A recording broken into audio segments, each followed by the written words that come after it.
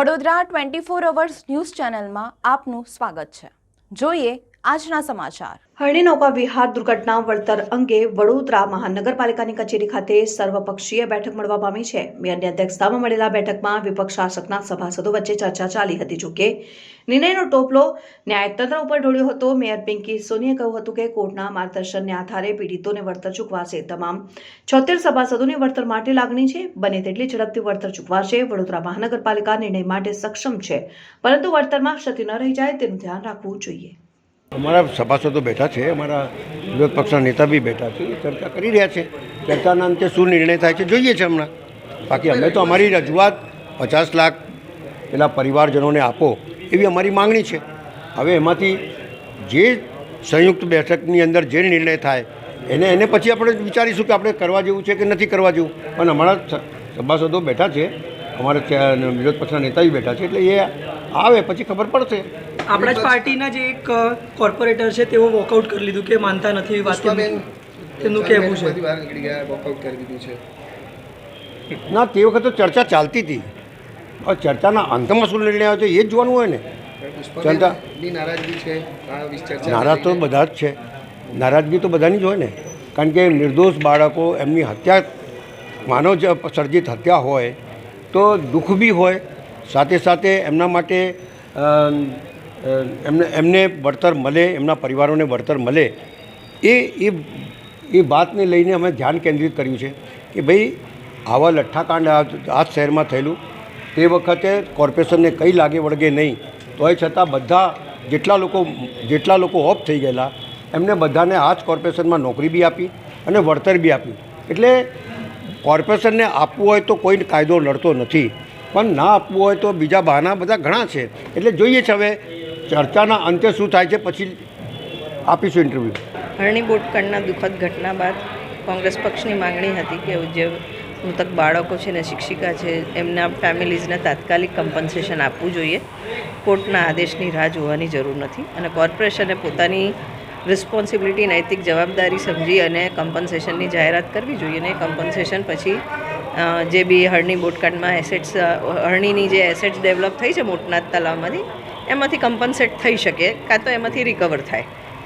આજે સર્વપક્ષીય બેઠક બોલાવી હતી અમે 2 સભામાં માંગણી કર્યા પછી આજે તમામ હોદ્દેદારો જે શાસક પક્ષના છે એમની સાથે એક સંયુક્ત બેઠક થઈ। બેઠકમાં એક વસ્તુ ચોક્કસ એગ્રી થયા છે કે કમ્પન્સેશન આપવું છે એ નિશ્ચિત છે। શાસક પક્ષના જે હોદ્દેદારો છે તેમનું એવું માનવું છે કે અમે કોર્ટમાંથી ગાઈડન્સની રાહ જોઈએ, કોર્ટ ગાઈડન્સ આપે એ પ્રમાણે ગણતરી કરીને આપીએ।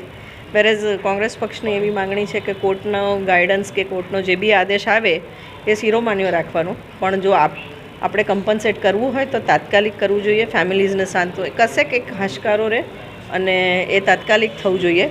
અત્યારે બેઠકનો અંત એ નિર્ણય પર આવ્યો છે કે એમના પક્ષમાં શાસક પક્ષ ચર્ચા કરી અને આ બાબતે અમને એમનો નિર્ણય જણાવશે। અમે રાહ જોઈએ છીએ। તમારા જે વિપક્ષના જ એક કાઉન્સિલરને વોકઆઉટ કરવું પડ્યું, ત્યારબાદ બીજા 2 જણ તમને તારા ચાલુ સભા બેઠકમાંથી ચર્ચાઓ ચાલતી હતી। જે રીતના એમનો અભિપ્રાય હતો કે જે હતો કે કોર્ટનો પાસે માર્ગદર્શિકા લઈને પછી જ કમ્પન્સેશન આપશું, એમાં ક્યાંક આક્રોશ હશે એટલે એ લોકો નીકળી ગયા। વળતર ઇજારદાર પાસેથી વસૂલવાની વાત છે।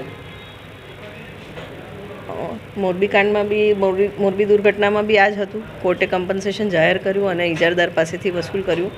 અહીંયા બી 99% તો ઇજારદારની ભૂલ છે જ, કારણ કે જે બોટ ઓપરેટ કરતા હતા એમને મોટામાં મોટી ભૂલ કહેવાય। ત્યારે અમે ઇજારદાર પાસે જ આને કમ્પન્સેશન વસૂલવું જોઈએ તો અમે બી માનીએ છીએ, પણ એ કોર્ટના આદેશ અને તમામ વસ્તુની રાહ જોયા વગર તાત્કાલિક કોર્પોરેશન એનાઉન્સ કરે અને પછી એની રિકવરીની કઈ રીતના થાય છે એ ફોર્મ્યુલા। આજ માંગ તમે સભામાં પણ કરો છો તમામ જે વિપક્ષ, અને ત્યારે માન્ય નથી રાખતા અને પછીથી પાછળથી બેઠક બોલાવીને આ વિષય મૂકવામાં આવે છે, એને કેવી રીતે જુઓ છો આપ? સભામાં બી અમે આ જ માંગણી કરી હતી। ઇનફેક્ટ પ્રોએક્ટિવ થઈને શાસક પક્ષે પહેલેથી સામેથી જાહેરાત કરી દેવી જોઈતી હતી કે કોર્પોરેશન આ રીતનું કમ્પન્સેશન અનાઉન્સ કરશે અને અમે ફિગર નક્કી કરીને જાણ કરીશું, પણ નથી કરી શક્યા। ત્યારે કોંગ્રેસ પક્ષને સંવેદના એ ફેમિલીઝ સાથે છે ને અમે ડિમાન્ડ કર્યું છે કે કમ્પન્સેશન તાત્કાલિક આપવું જોઈએ। કોર્ટના ગાઈડન્સ કે આદેશની રાહ નહીં જોઈને એ લોકોને તાત્કાલિક કમ્પન્સેશન આપવું જોઈએ। ઇન હવે પોઝિટિવ ચર્ચા હતી, કારણ કે પ્રોએક્ટિવલી તમામને ફેમિલીઝ સાથે તો લાગણી હતી જ, પણ ડિસ્પ્યુટ ત્યાં છે કે અમે કહીએ છીએ કે કોર્ટના કોઈ બી ગાઈડન્સની રાહ જોયા વગર if you want to give you should give gracefully, તાત્કાલિક આપવું જોઈએ, જેથી ફેમિલીને એક ક્યાંક સાંત્વનો રહે કે અમારી વ્યથામાં કોર્પોરેશન બી સાથે છે. કોર્ટનો આદેશ પછી કરવાનું છે તો બાહેદારી છે, તો બધાને કરવું જ પડે.